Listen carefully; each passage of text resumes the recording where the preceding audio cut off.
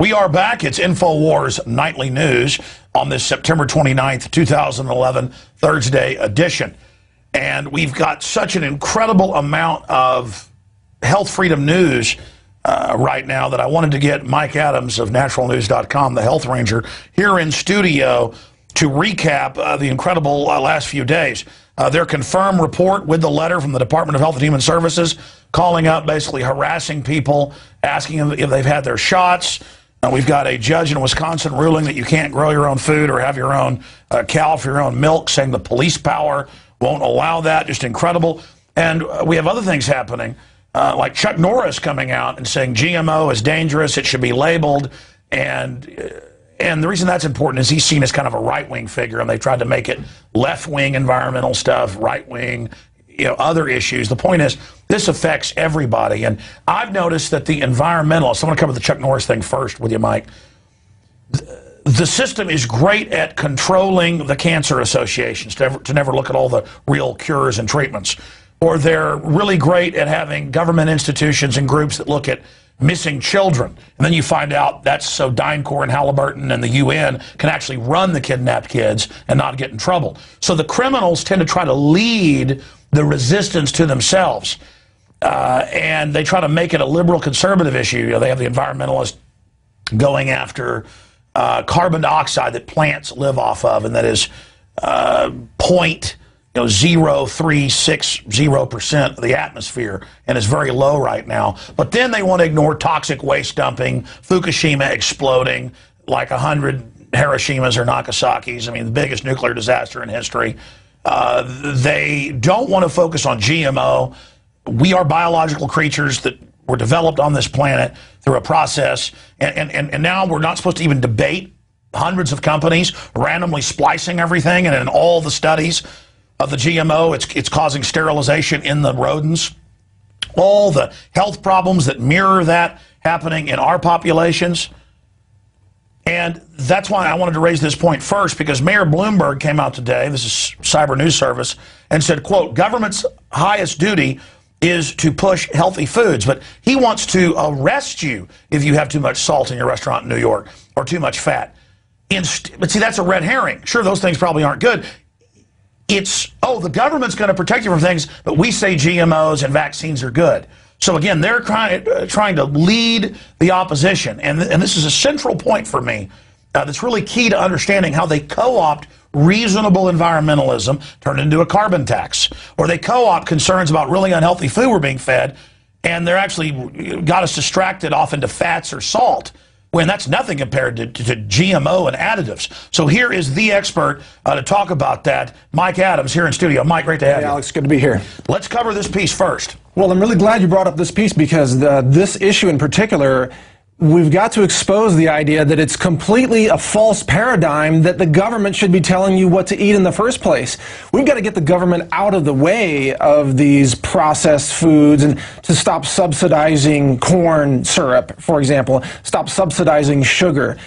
What we've got to do is get the government to enable food freedom, so that we can actually choose the kinds of foods that we want to consume, whether it's raw milk or GMO-free foods, or have honest labeling on those foods, so that we're not buying GMOs.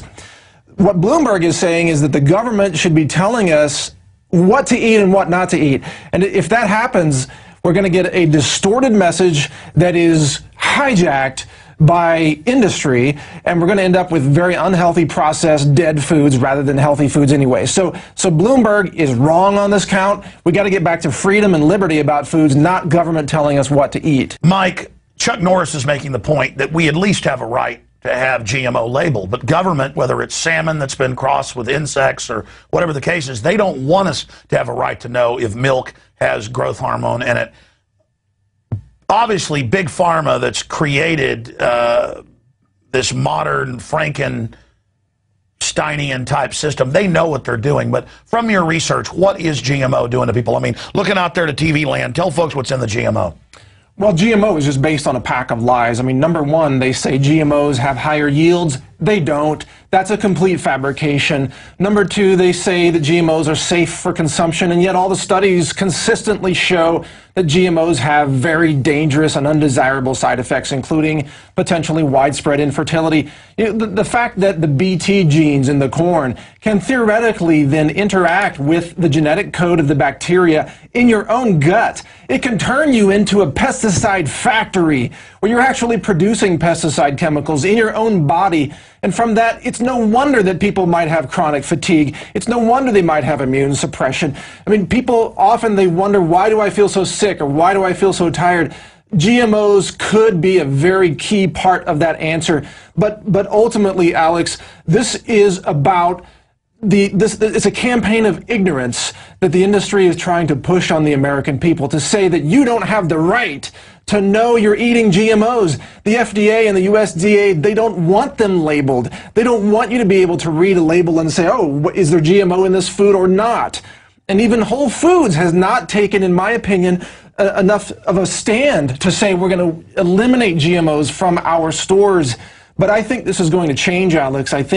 I know there's some good news coming up next week. I think there are going to be more grassroots efforts to let people know that we demand honest labeling of GMOs so that we can make a choice, Alex. And they've also capitulated at Whole Foods, where I like to shop.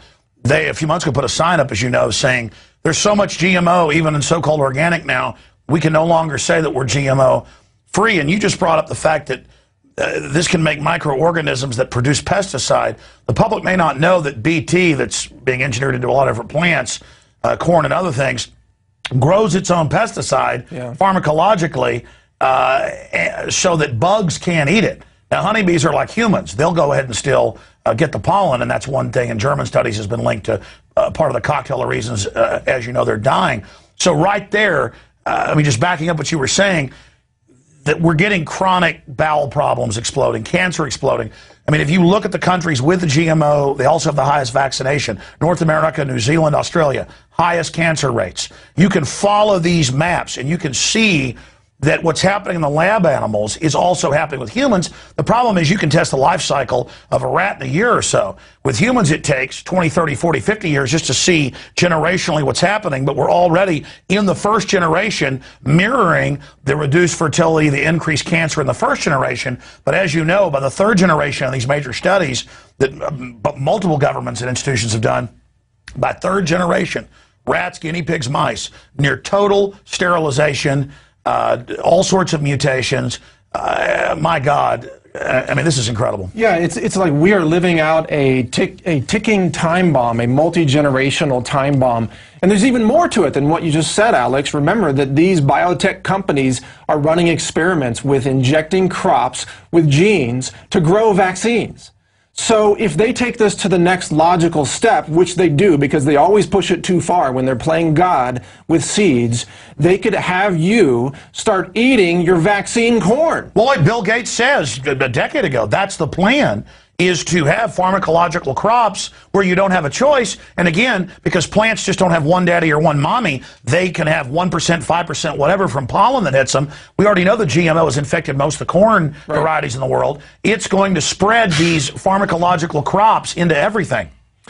Yeah, the spreading is out of control, and it's a Pandora's box. You can't put these genes back in the box and control them.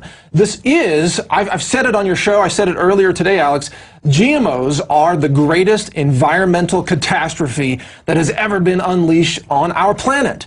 And this is why I'm saying so strongly that anyone who wants to have any credibility as a so-called environmentalist, they must speak out against GMOs. And that's sort of an appeal to perhaps the left. But then we have this wonderful action by courageous patriots such as Chuck Norris on the right who are now standing up against GMOs. Good for him. And that's what scares the system. Absolutely. They want to make common sense left or right when it belongs to everybody.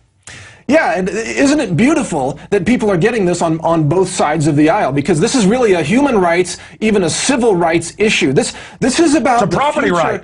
They're contaminating our bodies, our farms, our lives with their garbage. It is an assault on the future of life on our planet. I mean, that's what it is. If you believe in protecting life, whether you're a conservative or a liberal or progressive, an independent, libertarian, it doesn't matter. Everyone should be concerned with protecting life on our planet, especially the future of human life. Not to mention crop life and seeds, and can seeds propagate generation after generation? It's all interconnected, and that goes back to the beginning.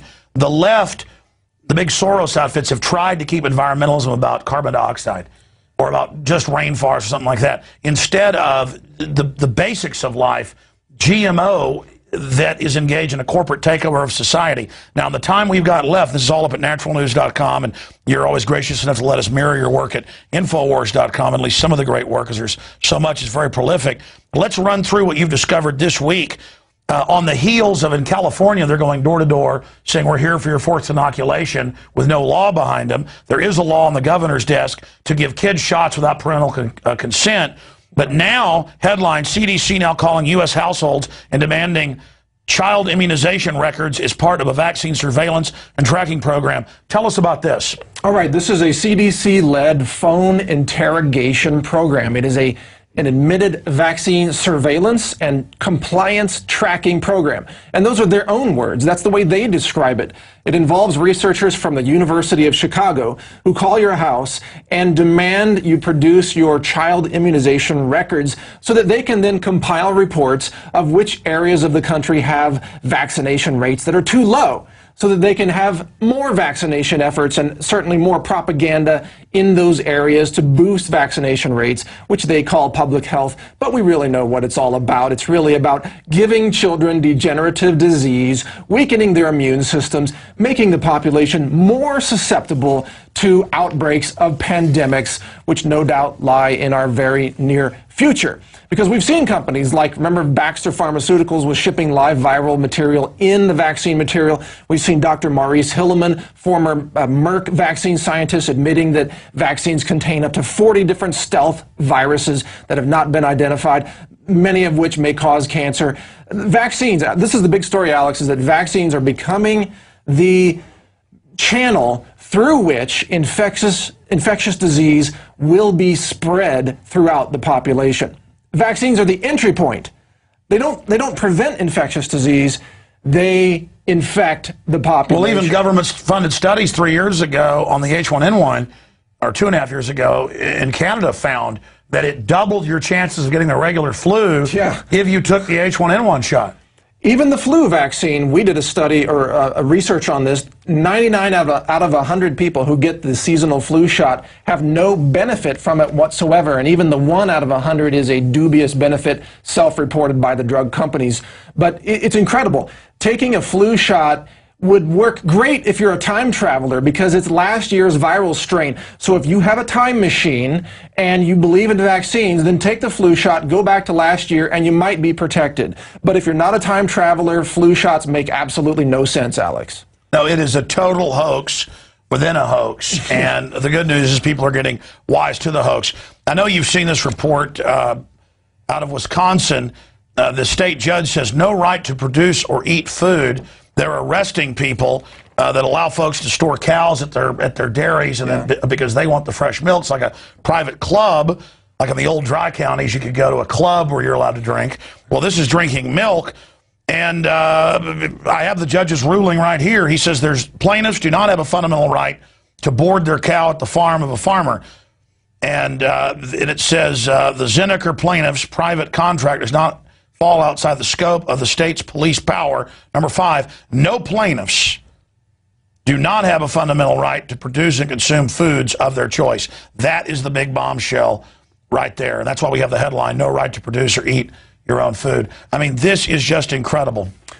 This is parroting the new paradigm of command and control economies, of crony capitalism, of a police state government that's running a medical police state and a food police state that really says you are a slave and you're going to eat what we tell you to eat, and you have no fundamental right to choose what you want to consume or to choose what type of medicine you want to treat your children with, or even yourself. This is the state mandating to you how to live your life, what kind of toilet you can have, banning asthma inhalers, which the EPA has done recently.